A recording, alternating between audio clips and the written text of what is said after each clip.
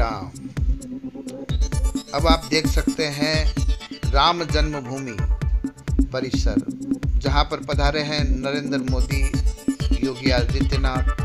तो पूरा वीडियो देखिए और पूरा जन्मभूमि में कहां पर क्या चीज हो रही है विस्तार से देख सकते हैं। जय श्री राम। इस समय प्रधानमंत्री नरेंद्र मोदी श्री राम जन्मभूमि मंदिर क्षेत्र के परिसर में है, जहां पर दिव्य भव्य मंदिर का साक्षात स्वरूप ले रहा है।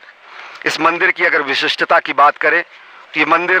बेहद विशिष्ट है और ये मंदिर काल के कपाल पर अमिट हस्ताक्षर है। तकरीबन 350 मीटर गुणे 250 मीटर, यानी कि 350 मीटर लंबा और 250 मीटर चौड़ा और 161 मीटर, माफ करिएगा, 350 फीट और 250 फीट और 161 फीट ऊंचा भगवान का ये शिखर होगा, जो कि इतिहास में काल के कपाल पर अमिट हस्ताक्षर के रूप में होगा, जो कि सनातन संस्कृति के दिव्य स्तंभ के रूप में होगा। और इस मंदिर निर्माण की जो प्रक्रिया रही, ये बेहद गहन शोध और वैज्ञानिक परामर्श के बाद शुरू हुई। CBRI, अनेक IITs और साथ ही साथ भवन निर्माण संस्था के जो विशेषज्ञ कंपनियां हैं, उन्होंने अपने विशद परामर्श के बाद जिस रूपरेखा को तैयार किया, वो रूपरेखा अब साकार रूप ले रही है। इस समय प्रधानमंत्री नरेंद्र मोदी गर्भगृह के पहले स्थित मंदिर के नाट्यगृह के क्षेत्र में है। नाट्यगृह क्षेत्र के बाद गौड़गृह क्षेत्र है, जहां से सब लोग इस मंदिर में भगवान श्री रामलला विराजमान के दर्शन करेंगे। और एक छोटी सी प्रदर्शनी जो कि कार्यदायी संस्थाओं द्वारा लगाई गई है, उसका अवलोकन करने प्रधानमंत्री नरेंद्र मोदी पहुंचे हैं। दर्शकों को यह बताना जरूरी है कि जब इस धराधाम पर, इस स्थान पर मंदिर निर्माण की प्रक्रिया शुरू हुई, तो यह माना गया कि शताब्दियों पहले यहीं से कभी मां सरयू की धारा बहा करती थी। तो ऐसे में ये चुनौती आई कि मंदिर ऐसा निर्माण हो जो समय की शिला पर अमिट हस्ताक्षर हो, साथ ही साथ 1000 वर्षों तक यह अपनी पूर्ण संरचना में रहे। तो नीचे से जल की धारा कभी शताब्दियों वर्ष पूर्व होने की वजह से इस मंदिर को ऐसा आधार और आकार दिया जा रहा है जो कि अभेद्य है और करीब 1000 वर्षों तक यह सनातन संस्कृति के दिव्य स्तंभ के रूप में स्थापित रहेगा। इसके लिए तकरीबन 20,10,000 घन मीटर इस क्षेत्र से पूरा रेत निकाला गया और ये पूरा का पूरा क्षेत्र जो था 400 फीट चौड़ा, 350 फीट लंबा और 55 फीट गहरा था। 55 फीट गहरे नीचे तक जाकर खुदाई करने के बाद 2,10,000 घन मीटर रेत यहां से निकाला गया। और उसके बाद इस पूरे के पूरे क्षेत्र को IIT और CBRI द्वारा जो विशेष रॉयल कॉम्पैक्ट कंक्रीट, जो कि रूरल कॉम्पैक्ट कंक्रीट है, उसको बनाया गया, विशेष कंक्रीट बनाया गया और उसको तकरीबन 1-1 फीट के लेयर में उसको तब्दील किया गया। 1 फीट का लेयर दबाकर उसे 1 इंच में परिवर्तित किया जाता था और ऐसे ऐसे तकरीबन 48 स्तर यानी लेयर यहां पर हुए और 480 इंचेस से ज्यादा, यानी कि तकरीबन 40 फीट से ज्यादा गहरा एक ऐसा आधार तैयार हुआ जो कि 1 फीट को दबाकर 1 इंच में परिवर्तित किया गया है। इतना वो कॉम्पैक्ट किया गया है जिससे कि मंदिर की जो आधारशिला रहे वो राष्ट्र के बुनियाद की तरह मजबूत हो, हमारे संकल्प की तरह वो मजबूत हो। और उसके बाद इस पर दिव्य भव्य मंदिर के निर्माण की प्रक्रिया शुरू की गई। गर्भगृह का जो क्षेत्र है, जहां पर अभी प्रधानमंत्री नरेंद्र मोदी अब से कुछ देर बाद इस प्रदर्शनी के अवलोकन के बाद जाएंगे, वहां इसकी गहराई 6 फीट और नीचे तक की गई, यानी कि तकरीबन 55 फीट से ज्यादा और 6 फीट अधिकतम, यानी 61 फीट से ज्यादा RCC की ढलाई वहां पर करके और उसके बाद मंदिर के निर्माण की प्रक्रिया शुरू की गई। और मंदिर निर्माण में जो कार्यदायी संस्थाएं, उसके प्रतिनिधि इस समय प्रधानमंत्री नरेंद्र मोदी को एक-एक कार्य की जानकारी दे रहे हैं और बता रहे हैं कि कैसे इस मंदिर को कालजयी स्वरूप दिया जा रहा है, कैसे इस मंदिर को समय की शिला पर अमिट हस्ताक्षर बनाया जा रहा है और कैसे इस मंदिर को सनातन संस्कृति का दिव्य भव्य नव्य प्रकाश स्तंभ के रूप में रूपांतरित किया जा रहा है। वास्तव में ये कैसे सपने का साकार होना है जिसके लिए 5 शताब्दियों से इस चले हुए महायज्ञ में अनेक हुतात्माओं ने इस महायज्ञ में अपना जीवन होम कर दिया। ये वास्तव में एक सपने के साकार होने जैसा है।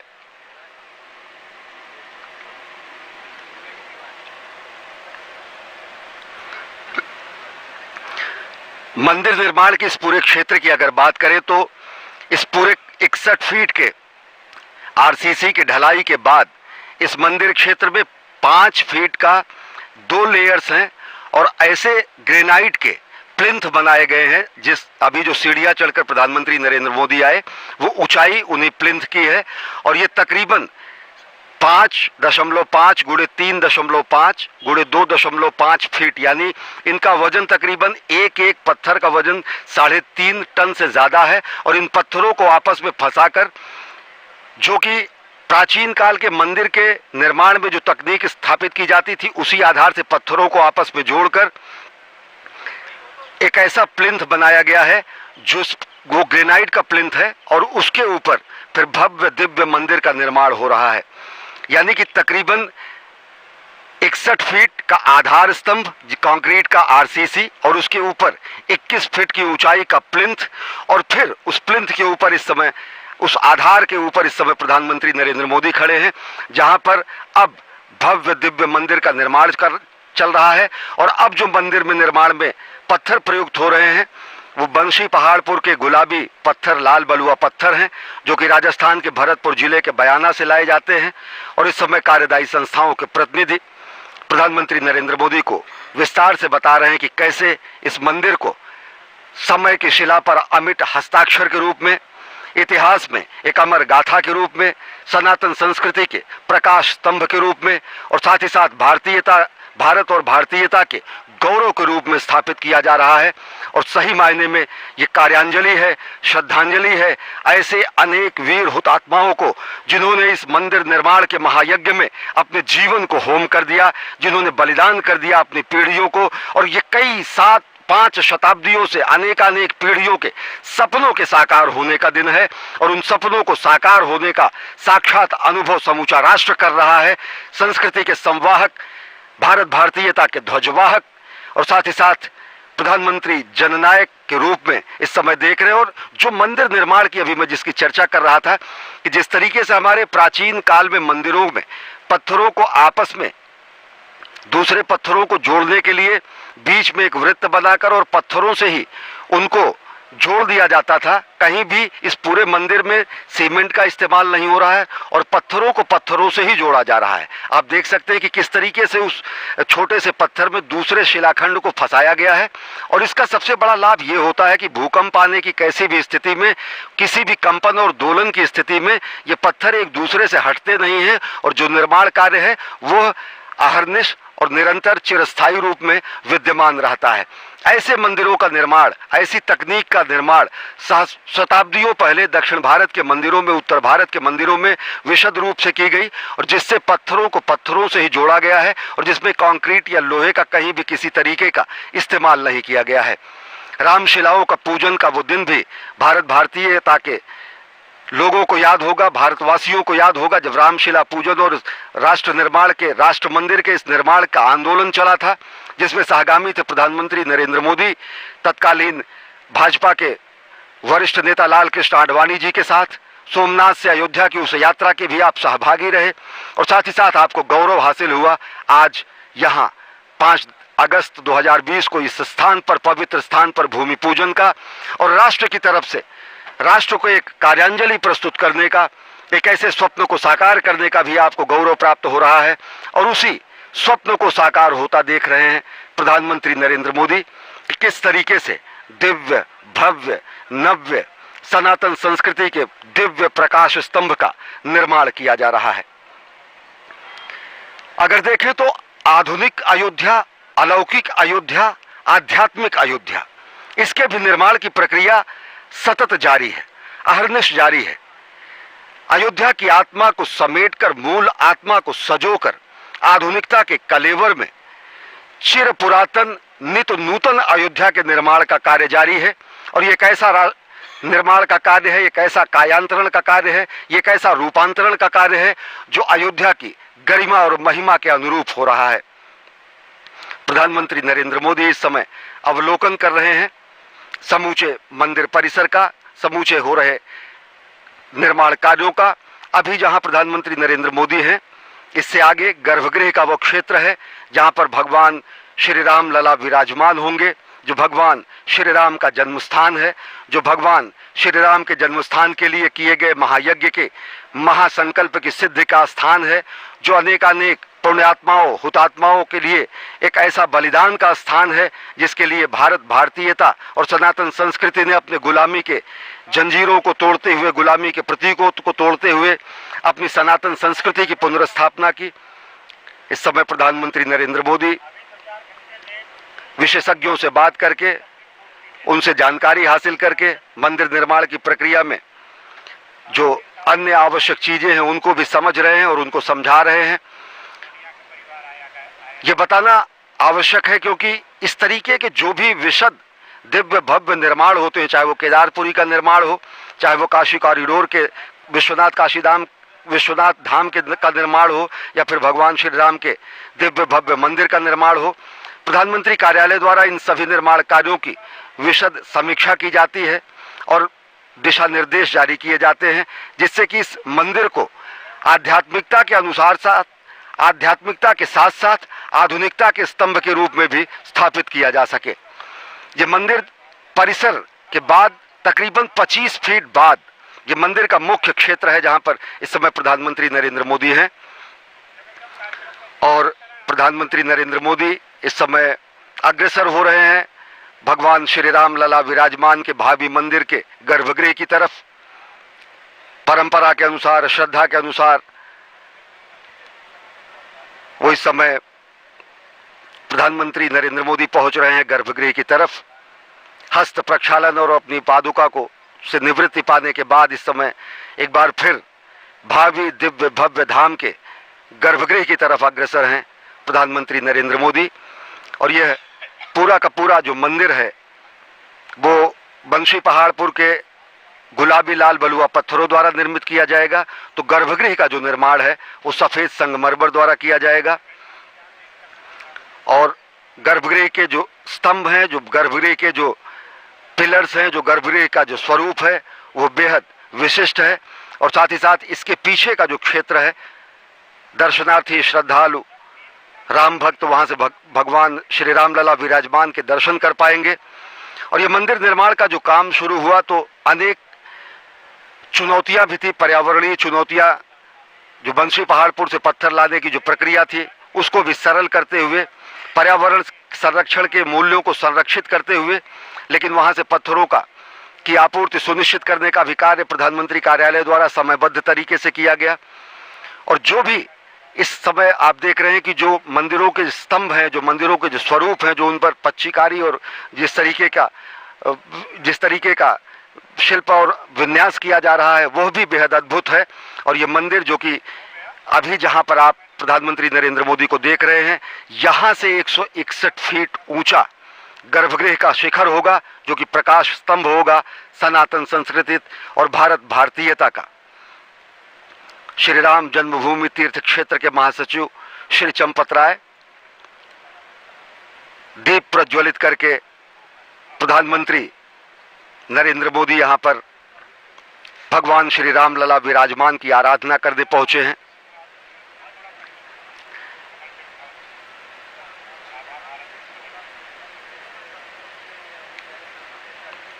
प्रधानमंत्री नरेंद्र मोदी सौभाग्यशाली हैं क्योंकि भूमि पूजन का भी उन्हें सौभाग्य मिला और इस दिव्य भव्य मंदिर का साक्षात दर्शन करने पहुंचे हैं कि किस तरीके से संकल्प की सिद्धि हो रही है और किस तरीके से इस समय भव्य राष्ट्र निर्माण के साथ भव्य मंदिर निर्माण की भी प्रक्रिया जारी है।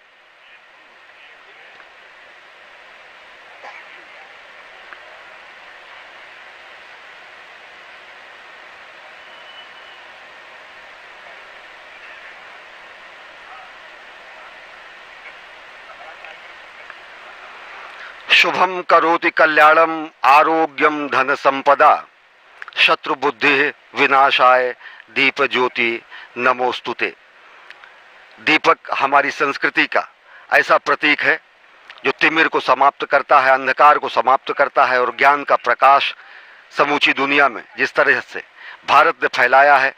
तो उसी तरीके से हमारी सनातन संस्कृति में दीप का विशेष महत्व है। प्रधानमंत्री नरेंद्र मोदी ने दीप प्रज्वलित करके आज छोटी दीपावली के अवसर पर भगवान श्री राम लला विराजमान के दिव्य भव्य नव्य धाम के निर्माण के गर्भगृह में उन्होंने पूजा अर्चना भी की। समूचे राष्ट्र की तरफ से उन्होंने पूजा अर्चना की और साथ ही साथ उन्होंने राष्ट्र निर्माण की कामना की।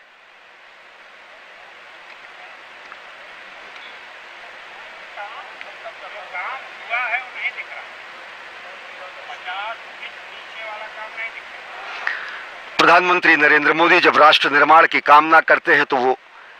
समूचे राष्ट्र का आह्वान करते हैं, युवाओं का आह्वान करते हैं, श्रमजीवियों का आह्वान करते हैं, कर्मजीवियों का आह्वान करते हैं कि लोग राष्ट्र निर्माण में जुटे। शत शत दीप इकट्ठे होंगे, अपनी अपनी चमक लिए, अपने अपने त्याग तपस्या श्रम संयम की दमक लिए। निश्चित तौर से एक दीप जलाने की परंपरा एक व्यक्ति द्वारा की जाए और अगर इसी परंपरा को हर व्यक्ति द्वारा बढ़ाया जाए तो कहीं भी अंधेरा नहीं रहे, कहीं भी तिमिर न रहे, कहीं भी अंधकार न रहे। और जो हमने संकल्पना, जो हमारा मंत्र है कि अस्तो मां सद्गमय तमसो मां ज्योतिर्गमय मृत्योर मां अमृतम गमय, यानी कि हम असत से सत की ओर चले और मृत्यु से अमरता की ओर चले, अज्ञानता से ज्ञान की ओर चले। और सबसे बड़ी बात यह कि हम राष्ट्र निर्माण में प्राण प्रण से जुट जाएं।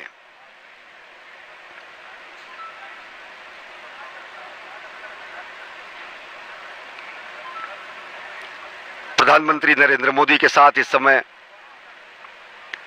श्री राम जन्मभूमि क्षेत्र के पदाधिकारी, महासचिव,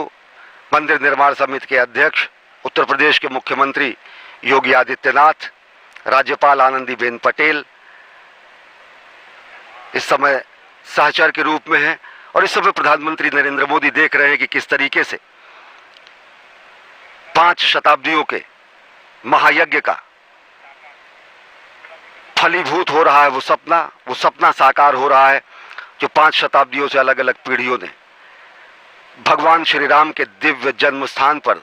मंदिर निर्माण की कामना की थी और वो कामना फलीभूत हुई है। हमारी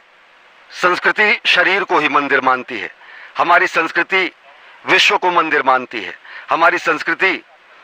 देश को मंदिर मानती है, हमारी संस्कृति व्यक्ति व्यक्ति को मंदिर मानती है, हमारी संस्कृति देश की माटी को चंदन मानती है। हमारी ही संस्कृति कहती है चंदन है इस देश की माटी, तपोभूमि हर ग्राम है, हर बाला देवी की प्रतिमा, बच्चा बच्चा राम है। मृदपिच चंदन अस्मिन देशे, ग्रामो ग्रामः सिद्ध वनम, यत्र च बाला देवी स्वरूपा, बालाह सर्वे श्री रामा। यानी कि चंदन है इस देश की माटी, हर बाला देवी की प्रतिमा, बच्चा बच्चा राम है। हर शरीर मंदिर सा पावन, हर मानव उपकारी है, जहां सिंह बन गए खिलौने, गाय जहां मां प्यारी है, जहां सवेरा शंख बजाता, लोरी गाती शाम है, हर बाला देवी की प्रतिमा, बच्चा बच्चा राम है। जहां कर्म से भाग्य बदलता, श्रम निष्ठा कल्याणी है, त्याग और तप की गाथाएं गाती कवि की वाणी हैं, ज्ञान जहां का गंगा जल सा, निर्मल है अविराम है, हर बाला देवी की प्रतिमा, बच्चा बच्चा राम है। जिसके सैनिक समर भूमि में गाया करते गीता हैं, जहां खेत में हल के नीचे खेला करती सीता है, जीवन का आदर्श जहां पर परमेश्वर का धाम है, हर बाला देवी की प्रतिमा, बच्चा बच्चा राम है। मृदपिच चंदन अस्मिन देशे, ग्रामो ग्रामः सिद्ध वनम, यत्र च बाला देवी स्वरूपा, बालाः सर्वे श्री रामा। भगवान श्री राम की इस जन्मस्थली पर, भगवान श्री राम विराजमान की जन्मस्थली पर भव्य दिव्य निर्माण हो रहे इस कार्यांजलि का साक्षात दर्शन कर रहे हैं, साक्षात अनुभूति कर रहे हैं प्रधानमंत्री नरेंद्र मोदी कि किस तरीके से समय की शिला पर अमिट हस्ताक्षर के रूप में सनातन संस्कृति के इस दिव्य कीर्ति स्तंभ को स्थापित किया जा रहा है। अगर देखें तो निश्चित तौर से यह ऐसा निर्माण है जो आधुनिक अयोध्या और आध्यात्मिक अयोध्या का संगम है, जो कि चिर पुरातन और नित्य नूतन होती अयोध्या का संगम है, जो कि हमारी वैज्ञानिकता और हमारी पौराणिकता, हमारी धार्मिकता, हमारे आध्यात्मिकता का समावेश है। क्योंकि इस मंदिर निर्माण में अनेक ऐसे वैज्ञानिक तथ्यों और ऐसे वैज्ञानिक तकनीकों का इस्तेमाल किया जा रहा है कि जिससे इस मंदिर को चिरस्थायी और काल के कपाल पर अमिट हस्ताक्षर के रूप में स्थापित किया जा सके। इस मंदिर के बारे में अगर बताएं तो जहां इस समय प्रधानमंत्री हैं, ये मंदिर का प्लिंथ है और इसके बाद 25 मीटर दोनों तरफ दूर मंदिर के परकोटे का निर्माण होना है। वो मंदिर का परकोटा मंदिर के गर्भगृह से 25 मीटर दूर होगा। भगवती मंदिर, शिव मंदिर, गणेश मंदिर, हनुमान जी का मंदिर, हनुमान जी का मंदिर आग्नेय कोण में होगा, गणेश जी का मंदिर ईशान कोण में होगा, माता अन्नपूर्णा का मंदिर होगा और साथ ही साथ इस मंदिर में प्रवेश के लिए मुख्य जो अयोध्या का मुख्य मार्ग है, बिरला मंदिर से सुग्रीव किला और अमावा मंदिर होते हुए 100 फीट चौड़े और तकरीबन 770 मीटर लंबे इस प्रवेश द्वार और प्रवेश मार्ग को बनाया जाएगा, जो कि सीधा मंदिर तक पहुंचेगा। मंदिर परिसर इससे विशद होगा। मंदिर परिसर तकरीबन 60 एकड़ और ज्यादा क्षेत्र में होगा। मंदिर परिसर, मंदिर का जो मुख्य परकोटा का हिस्सा है वो 10 एकड़ में है और आगे का जो मंदिर परिसर है वो 60 एकड़ में। तकरीबन 70 एकड़ क्षेत्र में इस दिव्य भव्य मंदिर का निर्माण हो रहा है और भगवान श्री राम के इस मंदिर की अनुकृति, प्रतिकृति इस समय प्रधानमंत्री नरेंद्र मोदी को भेंट कर रहे हैं। मंदिर निर्माण समिति की तरफ से इस कार्य में, पुनीत कार्य में लगे हुए कर्मवीर और साथ ही साथ इस कार्य में लगे हुए कार्यदायी संस्था और श्री राम जन्मभूमि क्षेत्र के पदाधिकारी। निश्चित तौर से अगर इस मंदिर की बात करें तो मंदिर, मुख्य मंदिर 10 एकड़ क्षेत्र में होगा और मंदिर परिसर 60 और एकड़ क्षेत्र में होगा। तकरीबन 70 एकड़ क्षेत्र में यह मंदिर विस्तारित होगा। मंदिर परकोटे के बाद जो मंदिर परिसर होगा उसमें तकरीबन 6 अन्य मंदिर बनाए जाएंगे। वहां पर शेषनाग जी का मंदिर, शेषनाग स्वरूप में भगवान लक्ष्मण का मंदिर होगा, जटायु का स्मारक वहां पे होगा। और इस समय देखें कि किस तरीके से प्रधानमंत्री नरेंद्र मोदी इस महायज्ञ में लगे हुए लोगों से वार्तालाप कर रहे हैं।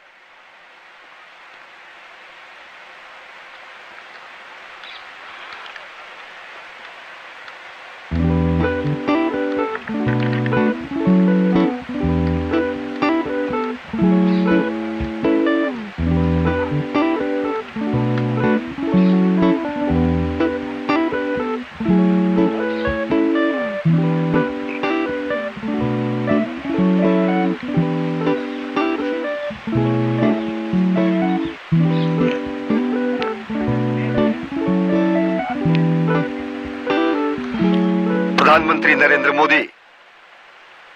का ये विलक्षण स्वभाव है कि वो जहां भी इस तरीके के निर्माण कार्य में लगे हुए व्यक्ति होते हैं उनसे उनके अनुभव पूछते हैं, उनको प्रेरित करते हैं। देख रहे हैं कि किस तरीके से नवयुवक, हमारे अभियांत्रिकी से जुड़े हुए नौजवान, हमारे युवा इस पुनीत कार्य को संपादित कर रहे हैं, इस पुनीत कार्य में अपना अंशदान कर रहे हैं। और जब प्रेरणा, जब इस तरीके का संवाद होता है जननायक के द्वारा, राष्ट्रनायक द्वारा, तो एक ऊर्जा का संचार होता है इस कार्य में लगे हुए व्यक्तियों की, इस कार्य में लगे हुए युवाओं की, इस कार्य में लगे हुए अभियांत्रिकी और इंजीनियरिंग से जुड़े हुए व्यक्तियों की, इस कार्य में लगे हुए श्रमजीवियों को। और इस समय प्रधानमंत्री नरेंद्र मोदी अभिवादन भी कर रहे हैं उनके श्रम को सम्मान देते हुए। जो हमारी श्रमेव जयते की परंपरा है, जो हमारी श्रमेव जयते की, श्रम को सम्मान करने की हमारी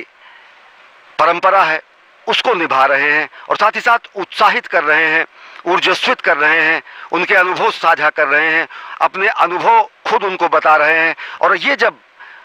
इस तरीके का दोहरा संवाद होता है, इसे लोग अपने जीवन पर्यंत भूलते ही नहीं है और साथ ही साथ ये उनके लिए एक सुखद अनुभव होता है कि कैसे जननायक जनसामान्य के रूप में उनके साथ बैठकर, उनसे मिलकर, उनसे अपने अनुभव साझा कर, उनके विचारों को जानकर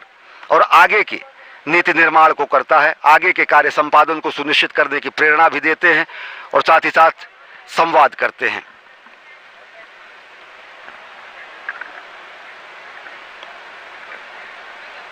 अलहदा संवाद शैली और विलक्षण व्यक्तित्व है प्रधानमंत्री नरेंद्र मोदी का। जब वो किसी भी विशेष कार्य में लगे हुए लोगों से, चाहे वो इंजीनियर हो, चाहे वो कर्मजीवी हो, चाहे वो श्रमजीवी हो, चाहे वो हमारे नवयुवक हो, चाहे किसी पुनीत कार्य में संलग्न हमारे युवा हो, उनसे संवाद करते हैं। और प्रधानमंत्री नरेंद्र मोदी ने संवाद किया मंदिर निर्माण में लगी कार्यदायी संस्थाओं के नवयुवकों से, इंजीनियरों से, अभियांत्रिकी क्षेत्र से जुड़े हुए लोगों से और साथ ही साथ उन्हें प्रेरणा दी। और ये एक प्रेरणादायक क्षण होता है युवाओं के लिए, समूचे राष्ट्र के लिए, और साथ ही साथ एक ऊर्जा से भर देता है लोगों का मन और मस्तिष्क कि किस तरीके से जननायक जनसामान्य के रूप में उनसे बातचीत करके, संवाद करके, उनकी स्थितियों को जान के, अपने अनुभव साझा करके आगे का मुख्य मार्ग, आगे की कार्यशैली को प्रशस्त करते हैं और आगे के कार्यों को बेहतर करने की प्रेरणा देते हैं।